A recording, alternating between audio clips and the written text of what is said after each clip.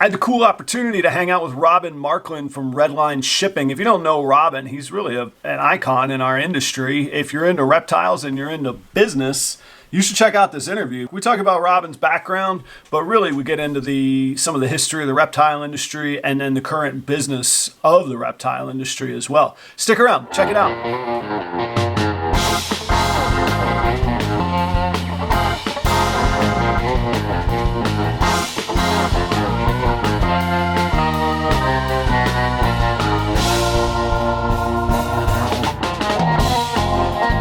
What's going on, everybody? It's Adam at Proper Royals. Thank you for joining me here today. If we've not met before, this channel is all about my journey from ball python hobbyist to ball python business. That adventure has allowed me to meet some really great, wonderful people along the way that have helped me out. And one of those people is Robyn Markland. And you might not know Robyn's name. If you don't, he is the person behind Redline Shipping. He's also the guy behind the Reptile Report. He's got an incredible history in our industry of ball pythons, and he was kind enough to sit down with me for an hour or so. We edited it down to a little bit under an hour. We had some technical difficulties and stuff like that. The interview is here largely unedited. It's really only edited for dead air and ums and uhs. Otherwise, all the content is there for you all. Like I said in the intro, if you're into reptiles, the reptile industry and the business side and the business aspect of it, I really think you should stick around and check out this interview. We start with Robyn's history, his own history. We kind of go into some business and how his business has evolved. And then we get into current day business with other companies like Josh's Frogs and Pangea and what he sees in the industry, as well as we talk a lot about FedEx in the interview as well. A huge thanks again. Robyn is the man behind Redline Shipping, who is one of our sponsors here at Proper Royals. I recommend them for all of your shipping needs. Use the promo code PROPER5 the next time you're at checkout. Save $5 on your next shipping label. And if you feed frozen thawed, I highly recommend Cold-Blooded Cafe. Very finest and frozen rodents for your reptiles. Look, I used them before I was ever in business with them. I was a customer of theirs long before I got into business with them. I'm a believer. Check it out. With all that being said, please welcome for the very first time to the Proper Royal stage, Robyn Markland. Robyn, thank you for being here today, man. I really appreciate your time and coming on the show. Hey, thanks for having me. Happy to be here. Very excited about it. Yeah, my pleasure. We've been doing some business together from a sponsorship and your shipping standpoint, but we actually get to meet. We've emailed some, and I worked through Judy for on your team there at Redline. You guys, like I say to my promos, I was doing business with you guys before we ever entered any kind of sponsorship, and the experience is fantastic. I think you've shaken up the industry, and I want to dive into that today, but I just got to give you that plug ahead of time, man. I appreciate it. Hey, thank you very much. I appreciate that.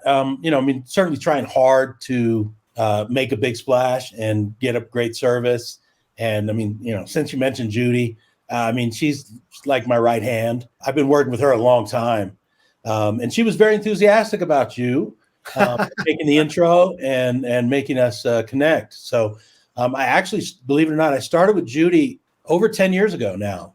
She was on the ground floor when we started the Reptile Report. Right. That's what I was going to ask. Yeah, I reached out to her and I was like, hey, I've got this idea.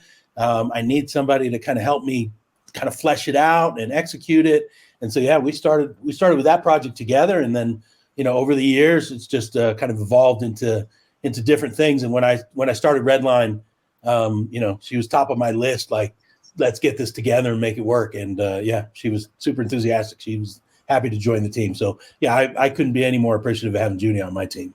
When you've got associates and colleagues that the built-in trust is already there. Like my background is restaurants. My last employment job that I took, I'm lucky to be self-employed now, but the last one I took it under the condition that I could bring my chefs with me because I wasn't going to start from scratch. I said, look, we all come as a package or I'm out because there's a lot of problems to fix here kind of thing. And they did. They said they obliged me and we were successful. But I get that trust factor. So before we dive too far into that, why will you give us just a brief for people that might not know you or might not be familiar? I know that we could do a whole episode on your history and your background, but give us sort of give us a briefer intro or introduction about yourself. Well, I'm actually in my 30th year of being in the reptile hobby in the industry. Started back in 93, and I've essentially evolved over these decades through different aspects of the business. So in 93, started as a breeder, as a reptile breeder with Pro Exotics Reptiles. And we've bred animals for close to 20 years, all kinds of different species. But that's where I got my feet wet in the reptile world. I did not anticipate it was going to be a career. That was what was a surprise. But yeah, time clips on by. So Pro Exotics existed till 2011. In 2009, and Pro Exotics, we did live animals. We bred all kinds of different species of snakes, lizards. We did some amphibians. We, tried to do chameleons. And in the 90s, we weren't smart. You tried to do like everything as opposed to concentrating on one species or a couple species and doing them really well. You thought, well, shit, if it's a species, I'm going to try and breed it. And we did pretty mediocre on that. We eventually started to focus down. But then we also started to do merch and dry goods and stuff. And I did some wholesale. Temp guns was a real big deal for us back then. I brought temp guns into the reptile market and had tempgun.com. We were able to bring a number of innovative products into the reptile market. 2009, started Ship Your Reptiles. So co-founded that with my longtime partner. That took off right away. 2011 was the end of Pro Exotics. 2012 started Reptile Report. That's when we started that. We had a big transitionary period in 2011. We had a fire at our Pro Exotics facility, and that essentially wiped us all out. Oh man, that hit the reset button. So, I bet it did. Yeah, yeah. It was super traumatic. We knew we wanted to stay in the reptile industry, but honestly, I lost my heart for breeding, production and focusing on the livestock side. And I needed to pivot to something else. I just didn't have the heart to try and get back into producing the animals. It's very heartbreaking to lose thousands and thousands of animals at once. Literally. Yeah, under that circumstance. Yeah. Yeah. But I mean, I've dealt with it mentally. I'm good. I'm good to talk about it now. It does bring up some sad memories sometimes, but right. And there's this really shitty club of family of folks in the reptile world that have had fires at this point. So, there's a good half dozen of us that have lost collections and facilities or houses to fire. So it's a weird shit ass club to be in, but there's definitely a bond there because you can really identify with the loss of it, So we pivoted from there. SYR was just getting started and starting to take off. But I had this idea for the Reptile Report, kind of an aggregation of, all the interesting shit happening in the reptile world. So started that in 2012 with Judy. About 2014 or so, started with our partner Rich at Reptile Basics. We started THG Heat Company, so we started making our own heat tape. That took off really well. I've since rolled that under the Redline Science Company. Moving forward, 2019, ended up splitting my partnership, my longtime partnership, going on own ventures. I took the Reptile Report with me. My partner kept Ship Your Reptiles with him. Like I said, I rolled heat tape under a new product company, Redline Science. That was in 2019. And then, I waited until the fall of 22, just a handful of months ago, to launch Redline Shipping. So I absolutely have a passion for the shipping side of the world. I do really enjoy doing the service side of the industry. And so I know I wanted to get back into shipping.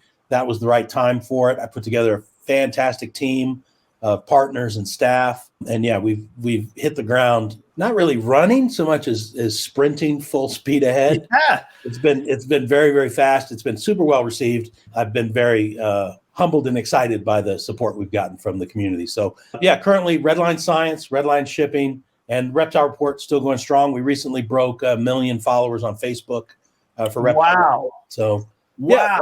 Yeah, Holy cow. has its own rhythm in life as well. So a couple things jumped out at me. You made a point. Talk about what was the aha moment where it sounds like you were breeding reptiles and then something triggered you to say, hey, there's this huge demand for temp guns. I'll tell you sort of an analogous story afterwards, but what was that aha moment and what was that initial investment? That had to be a massive amount of money to say, what, I want a container, or I want a minimum order from China or wherever on these things. Yeah. I mean, the seed of it goes back to entrepreneurship. Right. You know, when I was 8 years old, I didn't know what I wanted to be when I grew up, but I knew I wanted to be an entrepreneur. Yeah. You know, I knew I wanted to work for myself. I just didn't know what it was going to be.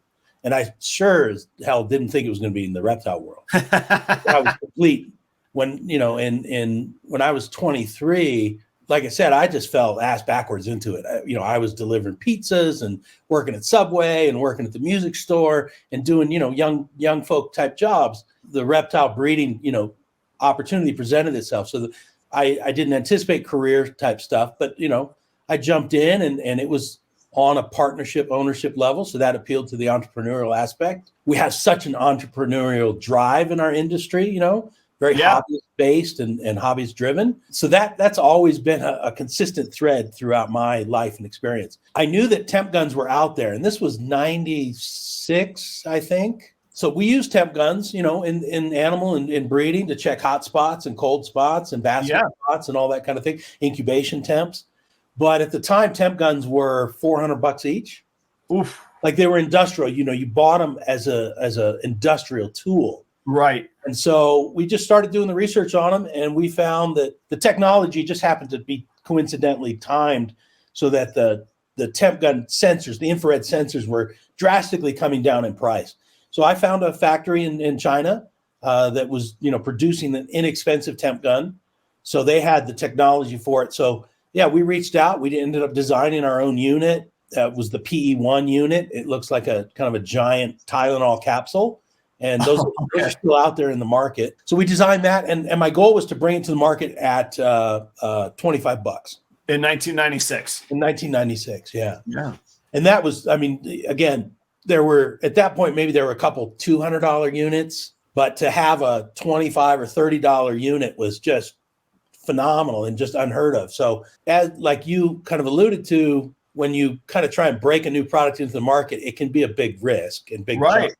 I mean, I think we went in maybe 40 grand or something. It was, I mean, that's a lot of money, but it wasn't $500,000. No. But, and so by that time you had 3 years established in your reptile company too. So you knew you were viable by then? Or no, you didn't have good sense. Yeah. You just spent it. At that point, we had 3 or 4 years of losing money in reptiles. Yes, absolutely. We started like so many other people start. Yeah. Spending much more than you make. But we had resources. And so we were able to fund it. And it seemed like a viable idea. People could really use temp guns. The crazy thing is I ordered 3,000 units and, you know, to get them produced and to get them from China to your door. And we're Denver, Colorado area. You know, it's a 10, 12 week process. And so, you know, I thought 3,000 units, I can either sell them or I will have temp guns for the next 5 years. And I wanted to be able to sell them. So I knew I'd sell them to my reptile folks. But we also knew that temp guns would have a good application in the RC hobby for radio controlled cars, gas powered. Oh, how's that? When you run the gas motor on the car, it needs to operate at a particular temperature range for that. Really? motor. Okay. Yeah. And so, I'm talking about like the high end RC cars where there's the race circuit and you've got, hundreds of these guys traveling around the world racing RC cars. Yeah. So yeah, it's all about, fine tuning and tweaking their motor and their settings and the rest of their vehicle to win these races. And so for them to have access to a $25 temp gun was a huge, huge deal. Neat. So I got my 3,000 units. 2 weeks later, I went to an RC show in Vegas, I believe it was. Son of a bitch, I sold out all 3,000 units in the 2 weeks. No kidding. Wow. Yeah. So then you're just propelled into the stratosphere of, you just made 40 grand on. Except now it's going to be 3 months before I can get any more units. Right. So, you bring this thing out and it has a big splash and it sells out in a week. And then, then all these customers keep inquiring and you have to tell them, look, it's going to be 2 or 3 months before I have more stuff. And then, anybody that's done the product venture can be familiar, because it's hard to anticipate what you're going to sell. So then you're faced with, let's make 10,000 units or 20,000 units, but I can't really wait 12 weeks. So then I'm going to airship 2,000 units, to Denver. It's going to cost me twice as much money, but at least I'll have them in hand within a month instead of 3 months. So, you start juggling that kind of stuff. And the temp gun thing was an adventure. We sold tens of thousands of units, hundreds of thousands of units in the end. And it's a great tool. I still think it's the number one tool, the most valuable tool in reptile husbandry. Whether we're working with snakes or whether we're working with monitors or lizards or amphibians, it's just an invaluable tool at this point. And it's very, very common. But yeah, I brought that to the market, and I ended up selling the business. We ended up selling it to Rich at Reptile Basics after our fire. After our fire that shut down shut down all of Pro Exotics. So we sold the temp gun business to him, and he still sells temp guns to this day. And there's other units. Zoomet has an inexpensive unit. Sure. There's there's tons of them out there now. But yeah, it goes back to the late mid '90s when we brought them out to the market. What a great entrepreneurial story. So early in my career, my first stop in my career, also in the mid '90s, was with Ruby Tuesday, and I don't think that they're a great restaurant now, but in the '90s, and kind of the heyday of casual dining with TGI Friday, Chili's, Outback, they were right in the mix. I met the founder one time, and I said, you know what? He had told a story. I was like, you're telling me that you were losing money hand over fist, and then you decided in the Knoxville, Tennessee area, you were going to open 7 of these Ruby Tuesday. I was like, what were you thinking? He's like, I just did it, man. I wasn't going to be stopped and until I ran out or we didn't have the funding. And he goes, eventually we figured out how to make it. And that's always stuck with me. Like, that entrepreneurial spirit takes that guts and that conviction. You can't, what do they say? Paralysis by analysis. Like, you can't overthink a good thing sometimes, I think. Yeah. And, when that's your passion and that's your gig and the entrepreneurial spirit, sometimes you just got to jump in both ways, right. Because you're much less likely to be successful with it if you half-ass it. And if you have a hedge or if you have a plan, if you constantly tell yourself in the back of your mind, well, if this doesn't work, I always know I can do that. That's got to be gone. There can't be the if this doesn't work. It's got to be this is it, without a net kind of thing. How are you going to land type of deal? So, yeah, man, that's cool. I did not know that part of your story, and I did not and know that we were going to stumble on that. But that's fantastic. So let me pass. Oh, go ahead. No, I was just, I sometimes forget about the temp gun adventure and what impact that had on the industry. You know what's funny? Look at that. You know what's in this box? It just so happens it's sitting on my desk. I did not know we were going to talk about it, but this is the PE1 unit. This is the that's the one. That's the cylinder. Yeah, this is the giant Tylenol tablet. Look at that, man. Yeah. That's cool. Yeah, Rich at Reptile Basics, he came across, this was our old case that we would sell with it for Pro Exotics. Oh, wow. What marketing on that? That was some overhead too on the case, huh? Sure. Yeah, absolutely. Yeah, he sent it to me literally last week, and I just realized it's sitting here on my desk. Yeah, that's cool, man. Just grab it since we're talking about it. But funny. Yeah, what an adventure. Let's fast forward to the Redline shipping venture. My thoughts, and I'll let you clarify all of these because clearly these are incorrect. My thoughts would have been it's a crowded market space. It didn't feel broken until you came along from a user end. I will absolutely acknowledge it's done better now. I like the user interface fantastically. But in your mind, from an entrepreneurial side, what did you see was broken? What did you think you could fix? What was the problem that needed solving? And then, like, where did you think you were going to get market share from? Because there's your old company, but there's other competitors doing it out there now too. Yeah, by its nature, the model that we do, this third-party model where Redline provides packaging, discount with FedEx, and we provide the customer service part. That model is actually pretty tightly controlled. So there's only 4 of us really on the market. So it's not like there's 30. Now there are some bootleg services as well. That's true. Sorry, I should have phrased it as it seemed like there was well established spaces already. And I don't know that there was a demand for a new service, but there was opportunity. Mm-hmm. I recognize the opportunity. A lot of that is due to my history with 10 years of Ship Your Reptiles, because we were the first ones to do that model and bring that to the industry. That was also a brainstorm out of my skull to do that. Nobody else did it, a third-party model before us like that. So walk us through that. So hypothetically, you go to FedEx and you go, I think I got so many people in my niche that I can make you so much money. You're going to give me discounts and you're going to fly my reptiles overnight all over the country. Sort of. Yeah. Fantastic. Up till then, like 90s, if you remember, and then even 2000s, air freight was real common, where you go to the airport and use Delta Dash. Okay, yeah. But that, you have to drive your package to the airport and then book it on a flight. And then your recipient has to drive to the airport to pick it up. The actual service that was more popular was UPS at the time. Okay. A lot of breeders and businesses were starting to ship with UPS on the overnight delivery of the animals. So Pro Exotics, we used UPS. I see. And they did a nice job for us.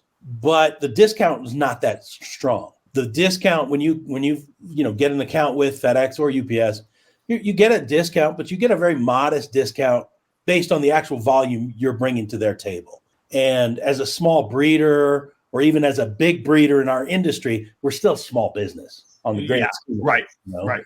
Like if in Pro Exotics days, if I shipped $25,000 a year in business with UPS, that I thought that was pretty healthy.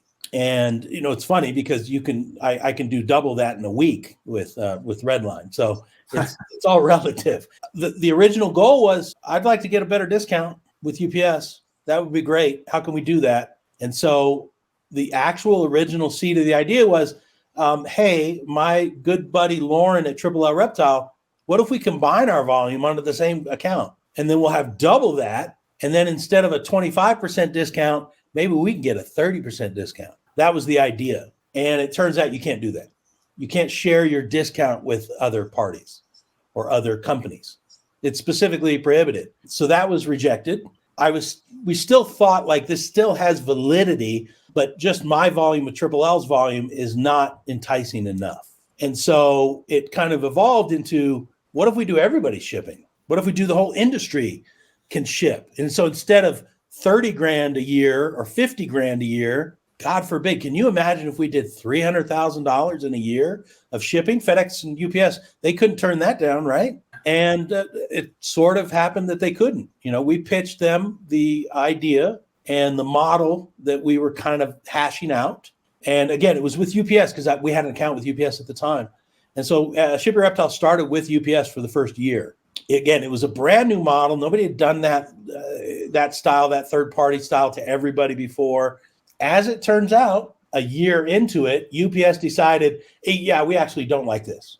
We don't want to do this. And UPS in their TOS is anti-snake. They say no snakes allowed in the system. And so the fact that they said no snakes, and then the fact they didn't like the third-party aspect, so they ended up shutting us down. Just send us a cease and desist and said, yeah, we're actually not comfortable with this model. We don't want to do it. And then that's when we pivoted to FedEx. But at that point, we had numbers. We had some numbers to say, look, we think this is a viable thing. We could imagine this. We could ship, again, $200,000 worth of reptiles a year if you let us do this model. Fortunately, FedEx, they had a better infrastructure for accounts and for value add type of accounts like ours. And so we were able to get in front of the right people and actually end up getting approved. And it wasn't easy. It probably took an additional year, I think. I'm sure we don't have time to dive into it, but the thought that comes to my head is, how do you even get in front of the people? Like, I can't walk into Memphis and go, hey, come here, come listen to me right now. That's not going to cut it. So like I say, we could do a whole episode on that, but that's another. Yeah. But so we pitched it to them. They accepted it.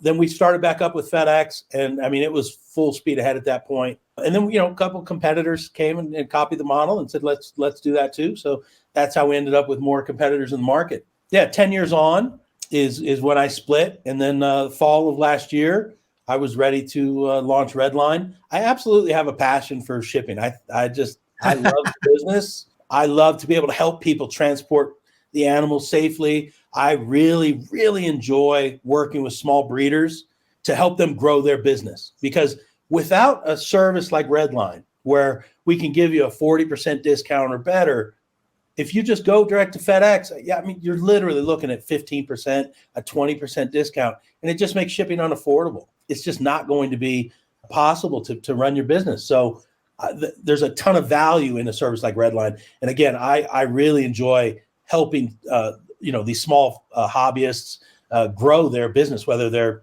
starting out as leopard gecko breeders or they're ball python breeders, or I mean, the big fucking thing now is man, these invert people are going nuts, and inverts are just taking over, spider breeders, and it's exploding. So, a service like Redline helps to make that possible, and it's super gratifying. I love it.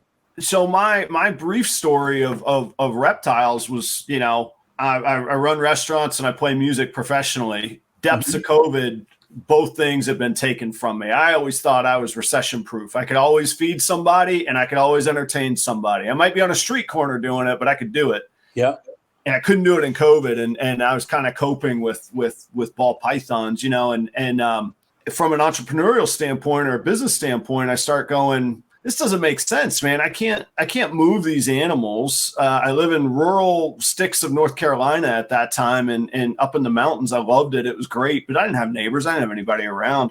And you're right. Things like your shipping company that Redline, the services that Redline produces, things like Morph Market, things like even the internet and YouTube and these kinds of channels, they just literally, it didn't exist. Those avenues and the barriers to entry were so much higher. I mean, again, I'm sure we could do a whole episode on how in the world you worked on a national basis in 1996 with reptiles, man. That is a quantum leap from where we are now. It's a really solid point. You're talking about the other tools that the small business person and the small breeder is able to utilize to develop success. YouTube, social media, spots like Morph Market. Yeah, those things didn't exist. It was a real challenge to find your customer. I bet. I mean, and then, I hear the Wild West stories of, carved out telephone books full of cash, to pay for things. Not from you. I haven't heard that from you, but maybe from other people, Yeah. It dawned on me that, we hear that I like data. We hear that it's certainly an economically challenging time. Is it a technical recession or not? Is it an industry recession? It dawns on me that by proxy of shipping data, we could have a data-based conversation versus doom and gloom, end of the world. What are you seeing now? You don't have year over year sales from Redline, though. So in your experience in the industry, your institutional knowledge of the industry of shipping and reptiles, what are you seeing right now from a data backed up statement that you can make about shipping? It's interesting because I do have that shipping volume insight.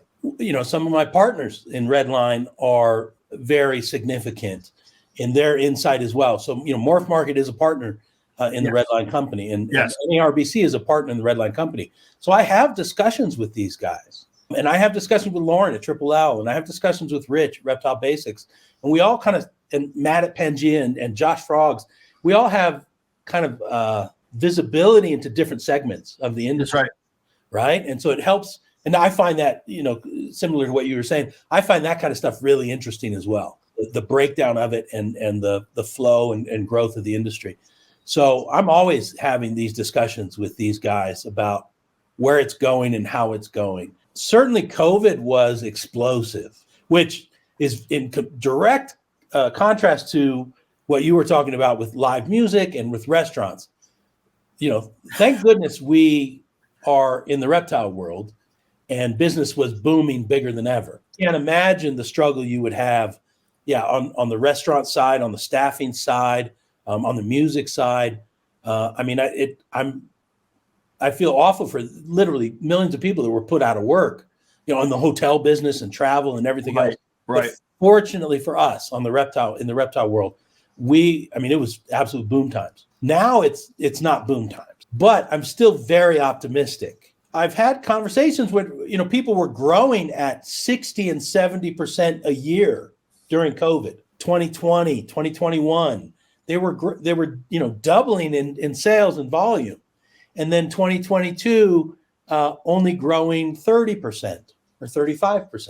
And then now in 23, anticipating growing, oh gosh, only 15% or 20%. And that's a real bummer because, you know, in 2020, I was growing 75%. It's all relative, right? Yeah. Can you imagine if the stock market? Yeah, if you're a small business person and take the COVID aspect out of it, if you can grow your business 8 or 10% a year, you're doing very well. That's right. Yeah, that's what I was going to say. Could you imagine telling an investor, well, this year the market might only do 15% if you invest in this index fund? Fantastic. Yeah, thank you very much. I'll put out life savings right there. Yeah, exactly. I will absolutely take it.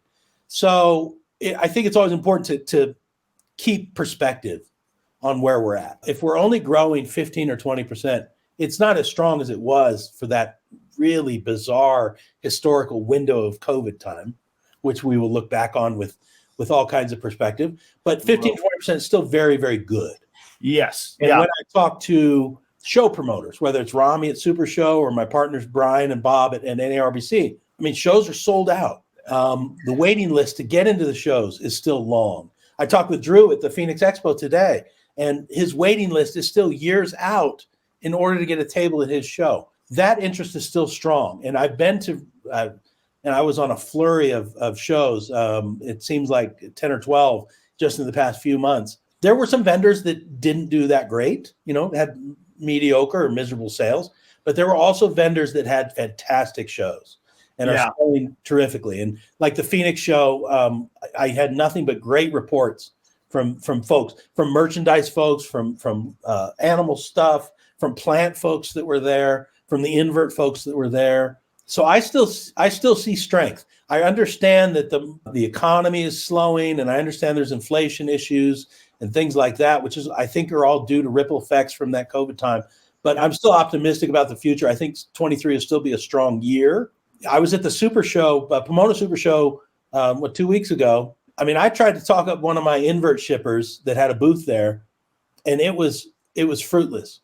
I could not get 30 seconds of time with him. Yeah. Because every 30 seconds, literally, every 30 seconds, he was making a sale.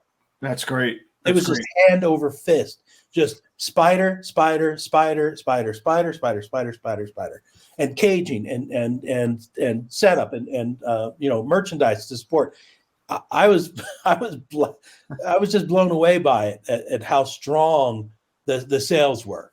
And then I talked to some ball python folks. One of our great ball python guys had done a sale. He's either $9,000 or $10,000 animal. For that to still be happening at the shows, I think it's very positive. I think it's easy to get bogged down in like I say, the doomsday stuff, and everybody likes a negative headline. I told somebody the other day, I said, any project you're going to work on in ball pythons is going to last longer than any recession in the history of our country's economy. By a long shot. These things pass. These things go. What's the expression? When the tide goes out, you see you swimming naked. Like, yeah, if you're over, over leveraged and overextended, yeah, then it's going to show. But if you have sound business practices, you probably can get by. You absolutely have to be smart. You have to make the right choices, and you have to weather the storms. I've said it for years and years and years. It's important to be consistent, and it's important to be reliable. And I think it's important to be predictable. People can expect what you're going to do, and they can rely on you to follow through, and you can be consistent over time. It's very, very difficult to become successful in 2 years. That's true. Anybody can buy animals, snakes, lizards, whatever, frogs, and set up and do some shit for 2 years. Who fucking cares? Anybody can do it. Can you do 5 years? That's something. At that point, you have to have developed a rhythm. You have to be consistent. You have to present yourself well, right? You have to reach your customers. Your customers have to want to buy from you. And if you can do it for 10 years, it's starting to be pretty rarefied air. The folks that are in for 20 years are even more rare. Right. And then you've got, the Tom Crutchfields and the Dave Barkers and Bob Applegate. I saw him at Pomona Show. They've been doing it for 50 or 60 years. Oh my God. Yeah. That's the consistency I want to get to. But to your point, there are cycles in all of it. Inverts are very high right now. super high cycle. Ball pythons, historically, over the past 30 years, it's absolutely a cycle. There's a boom time, and then there's a softer time. And in that boom time, a lot of people get in, ball pythons in particular. A lot of people get in because they get money signs in their eyes. And a lot of them don't understand how difficult it actually is to run the ball python breeding business and be successful. But they get in, and when it's high, and then when it starts to be soft, you see a lot of people bail and a lot of people get out. But the companies and the breeders that are consistent and that stay with it will then be back to that high when it cycles again. You'll see that with the Mike Wilbanks. You'll see that with the Bob's Balls, the guys that have applied very solid business principles and have been consistent over time. Justin Kobilka. Yeah. Good grief. That dude had the longest term plan. I'm going to concentrate on clowns and pieds, and I'm going to make something of this. And it wasn't a 2-year process. No, it wasn't. He applied that over 10 years. And then now in 2023, he dominates in the ball python world. He is setting a very high standard of what can be done, what level of execution can be done. And there's a lot of folks that model after him and are peers to him and have very admirable execution and great business sense and have really become successful. And I'm thrilled to see it. But you got to be consistent. You got to be able to weather that storm. You got to be able to be there when the tide goes out. I prefer everybody not be naked, but like you said, you've got to be there and be able to deal with that when it does cycle. But yeah, this 23 is not going to be, good Lord, it's not going to be a dumpster fire. I think it's going to be very solid. I see shows as continuing to be very, very solid. I think sales will continue to be very, very solid. Well said. And I hope so. And I think, what's the most basic investing tip we hear? You buy low and you sell high. And what you just described was everybody doing the opposite of that. They get in when it was at the height. Yep. And God forbid, when speed bump comes around, throw up your hands, it's dead. That's completely backwards. Like, this is the time to put the pedal down, in my mind, if you're going to have that 5-10 year outlook kind of deal. Because like you say, 2-3 years ain't going to cut it for anybody right now. No, you're just barely getting your feet wet at 2-3 right. years. Yeah, I agree. You haven't even raised up animals to be adults quite yet. But yeah, you're not even breeding your first holdbacks yet. Right. You need to have mature collection. You need to have a mature outlook on how you want to, again, brand yourself, market yourself. You want to have a mature way to sell and reach your customers. All that stuff takes time. It really takes time. One theme that I've caught on with some of your business angles was you talked about earlier, you were breeding anything that you could, and then you sort of focused in, or now the market is to focus in. But on the other hand, I think you mentioned some of your colleagues in Pomona. They were selling merch, they were selling dry goods, and they're selling their whether it be invertebrates or other animals. Sure. What are your thoughts on that diversification? I mean, is that sort of a investment portfolio diversification mentality, or is it just pure entrepreneurial? Hey, there's money to be made, I'm gonna go get it. I think that's more what it is. Okay. I think you spotlighted a trap there. There are folks that can do it. And the one I'm talking about is Micro Wilderness, was at Pomona, just crushing it. And they seem to be able to do it. And there's some other folks that can do it where they're selling the livestock, right? They're a particular species, and then they're selling supportive goods around it. Sure. Whether it's caging or enclosures, substrates or foods, right? You're a crested gecko breeder and you also sell food lines. It's possible. But honestly, that's harder. It's harder to do that. If you're a young breeder, you're a young business person, or you're a new business person, I mean, you don't have to be 20 to get started. You can be 55 years old and start an excellent company and do well over the next 10 years.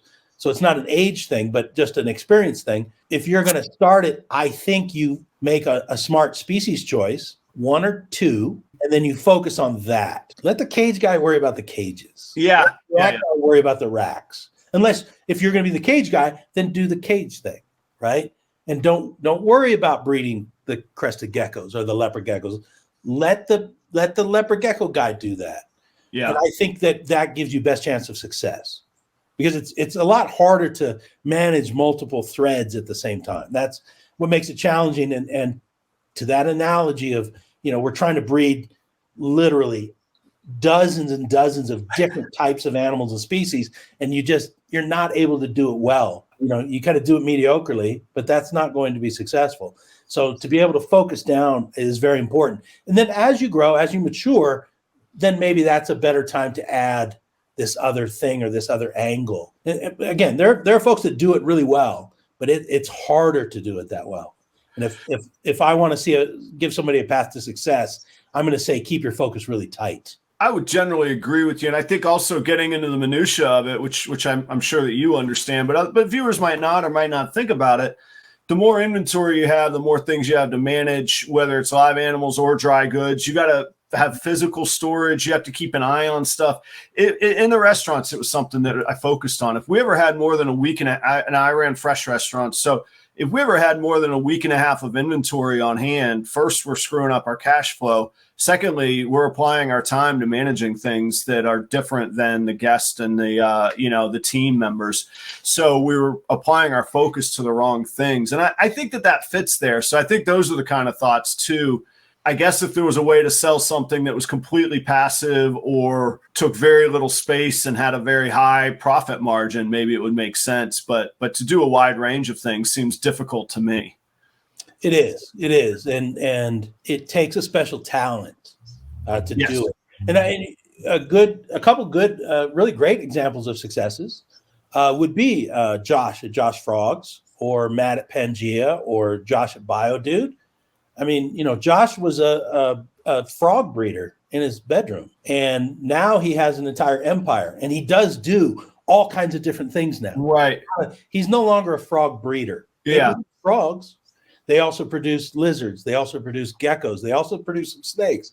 But he also has an incredibly wide variety of merch. And the whole kits. I mean, you could say what species you have, and he'll sell you a 30-item kit that to care for it, of husbandry. But now he didn't do that in 2 years. He didn't do that in 5 years. That's right. Yeah, he did that in 15 plus years. I recently did a Michigan tour, and I took our FedEx rep to Michigan to visit Josh Frogs and visit Pangea Matt, so that he could have a better understanding of what we do in the industry and how big some of these operations are.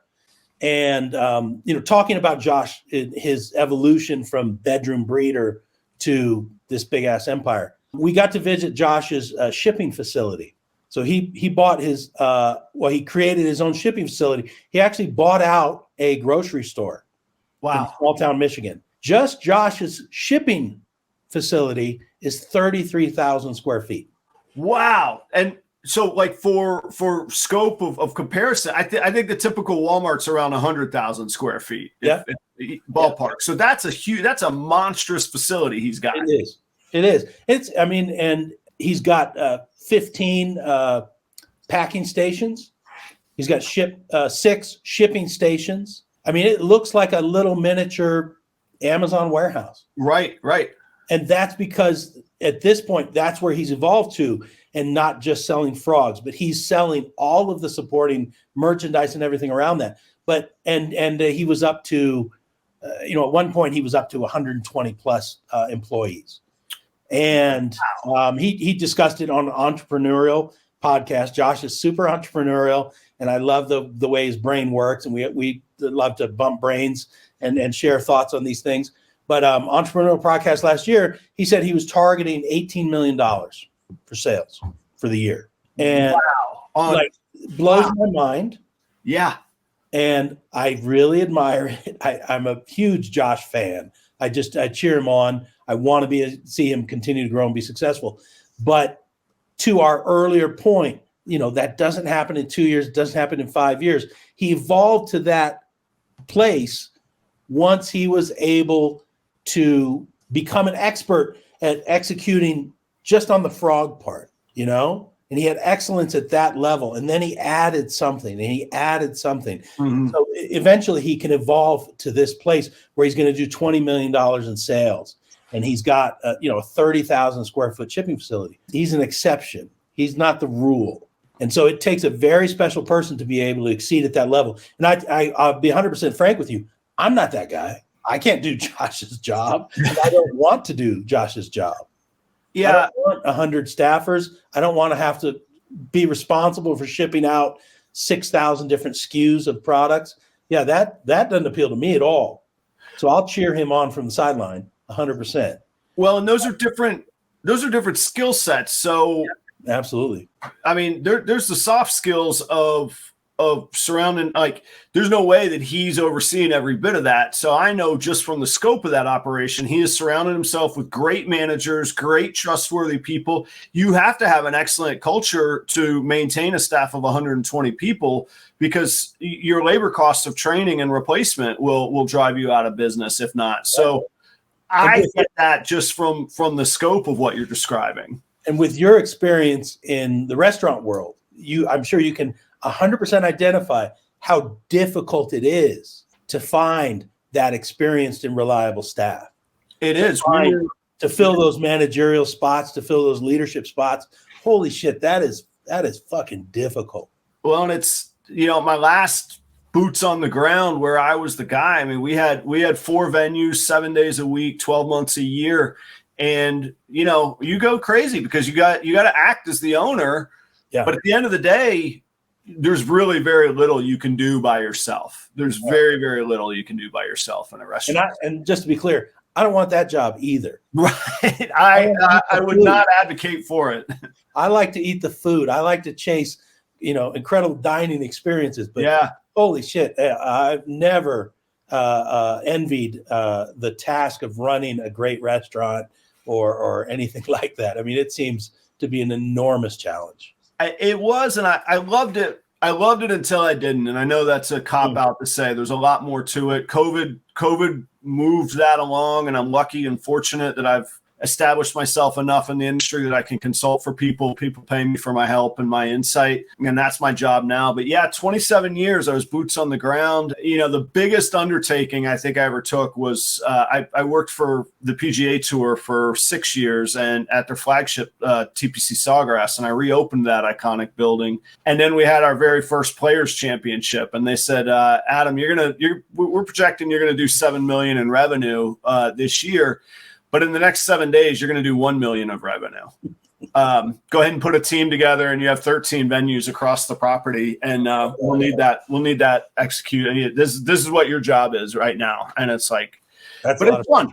I love the logistics. I love the challenge of it. But I couldn't do it. I did that for 7 days, and then we thanked everybody, high-fived, and we went back to our normal team, which was still huge, but it wasn't that pace, and I couldn't keep up that pace.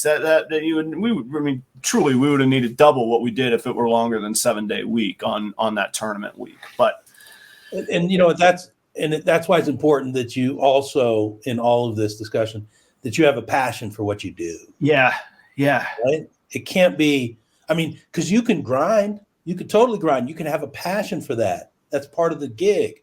But if you don't enjoy it, like if you don't have a passion for it, boy, it makes it very, very challenging. Yeah, and you're going to, whether it's restaurants or ball pythons, you're going to throw in the towel because look, if it was easy, everybody would be doing all of this stuff. We'd all be rich restaurateurs, or we'd all be, doing 12 million in frogs or ball pythons, and we're not, because it's not easy.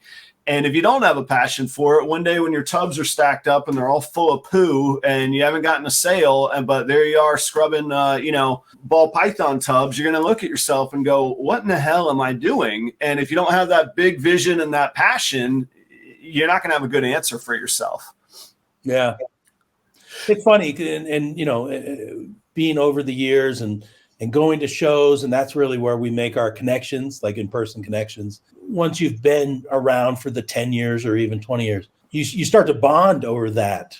Yeah. Because if you've been around that long and you have that passion, then I recognize it in other people. Yeah. And we all have a variation of that grind story or that struggle story. That's right. Holy shit, this was a terrible idea story, or, holy shit, I really fucked that project up, or lost this particular animal, and you end up bonding over, some of the harder parts of the business. But it helps to recognize that other people are going through it too. The theme that ties it all together is, we're passionate about what we do. And those, I think the tie that bonds too is those are the people that have gone through the hard times. Mm-hmm. And you can bond over that. And I try to put this into words, right? I'm vending at the Orlando Repticon this weekend, and I'm staying with a buddy that came up with me in restaurants. And I said, look, we usually have this like breeders dinner. These guys have been really cool to let me into this kind of inner circle, the Steve Casinos and, Dale and George Emdy. And these guys have been, Jeremy Baud, these guys have been amazing to me. And it's kind of like the late night hangout when the restaurants close and everybody else is asleep and we're wide awake and we need a few beers to unwind. I said, it's kind of that same scene. I said, dude, I'm sure you'd be welcome to come hang out, or we can just go have our own kind of restaurant night, whatever. But yeah, that I've been really, really lucky that a lot of those guys have been welcoming to me, like yourself. I mean, you've welcomed me not only business and professionally, but now here we are hanging out and you're making time for me. And it's been really neat that way. And for whatever it is, I hope I've earned it with all of those guys and girls too. But people like yourself. And I do want to honor that because I'm still the new guy. I've done nothing yet. I'm getting there, but I've done nothing yet, So it's a cool feeling. And I know how hard it is to get into kind of those clubs. I certainly know how it is in restaurants. You're the new guy in the kitchen. It's a terror. Oh my gosh, Yeah. I think in general, at least today, the industry is welcoming to that. Like, Steve Morse, Steve Casino, guys like that are great mentors. They are very welcoming and supportive of other newer breeders and younger folks. It was different in the 90s and even 2000s. It was much. That's what I've heard. It was much more cutthroat. It was much more. There was a lot more envy and backbiting. Much less enjoyable from the relationship standpoint. I've heard that people are much more cooperative and can see a bigger vision than just, I'm going to succeed and I'm going to try to make everybody else not succeed. Right. There's more positivity and more success overall if I can succeed and then I can help you succeed. And then we all work cooperatively so that I can see Josh succeed and Pangea Matt succeed and Reptile Basics succeed and Steve's Morph succeed and Bob's Balls and all these different folks and all these new invert folks I'm working with. I just want them to be successful. And as long as they're working hard and making great effort, I'm 1,000% down to do whatever I can to support them. I love supporting great people that are making great effort and doing great work. Well, thank you. And I've certainly been the recipient both, again, of yourself, but also that change in scene. And I think, to give myself a little bit of credit, I've always tried to be reverent and appreciative and humble and hardworking, and because that's universal. You go into a kitchen and again, if you're humble, reverent of whoever the chef is, and care of the people that have done their time there, you're going to be welcomed a whole lot quicker than the cocky know-it-all, no matter what your life experience is. So. Robyn, I got one last thought or one last idea to pick your brain on, and I think I know just from everything that you've said. But what would be your outlook for somebody that's even newer than myself? Somebody that's going, man, I really love these snakes. I really want to make a change. I really love, or they love these spiders or whatever it might be. Should they run for the hills or should they take a stab at it? I mean, what's your thought in this day and age, this moment in time here, and just for posterity's sake, January of 2023? Still an entrepreneur, so you got to say go for it. Right, yeah. But have a plan, have a strategy, and keep it tight. Keep it tight. Understand what your budget's going to be. Understand what your attack is going to be, and most importantly. Yeah, inverts, super hot right now. Spiders, super hot right now. But if spiders aren't your thing, then don't do spiders. Yeah. You got to do something you're passionate about. And with the social media the way it is, and Instagram and Facebook and TikTok, whatever that is, as those are so powerful to reach an audience, at this point, you can also do some really crazy, weird, esoteric species that nobody else is really doing and be successful. That's a good point. You don't have to do ball pythons. Right. You don't have to breed cow king snakes. There's some really cool rat snakes, and there's some really cool different colubrids. And there's my guy Armin at Herp Time. If you don't follow him, follow Herp Time on Instagram. If you're if you have any interest in lizards whatsoever. He does just the most interesting and unusual lizard species and the knolls and stuff. I mean, just blow my mind, because we didn't see any of that shit 10 years ago even. Right. And so Armin is being successful and doing really well, breeding and working with stuff that he finds really fascinating that nobody else is doing. Mm-hmm. That's 100% a channel for success, but he's super passionate about it. Yeah. Identify what you're really into and then focus on that and see what's going to be available on the market for you. And then, I'm a big marketing guy. So I think how you present yourself, how you approach your business is super important. And so you want to show people the level of excellence that you're pushing for. And then that's what's going to attract them to you and want to buy your animals and want to interact with you and meet you at shows. And so 100%, the opportunity is absolutely there. It's actually easier than ever to do it today than it was in 2015 or 2005, and certainly than 1995. Yeah, I would have to agree. I mean, for all the reasons we spoke about earlier, the reach tools are all there. Yeah, the tools are all there and available for you. You just have to, use them smartly and make some good choices. But the opportunity is 100% there. Can absolutely be done. Robyn, I got to tell you, thank you so much. Thank you for your time today. I hope that this is the first of future conversations, and I hope in person too. I would love to seek out a great dinner with you or a group with you, like you mentioned earlier. Well, I'm always down for great sushi.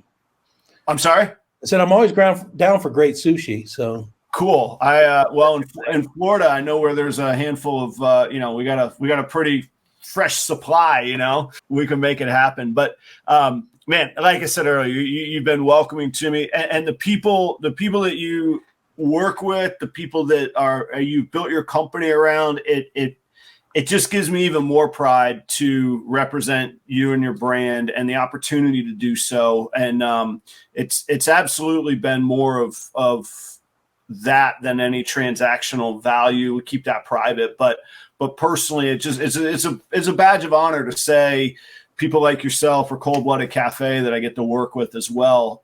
And to confidently say I'm not interested in any other corporate sponsors. This is the kind of thing I want to be at, and this is where I want to be. So thanks so much for the opportunity. Thanks so much for the time, and I look forward to our paths crossing again, Robyn. Thank you so much. No worries, man. I think you're doing a great job. Just keep it up and keep staying positive. I really appreciate you. Yeah, likewise. Thank you.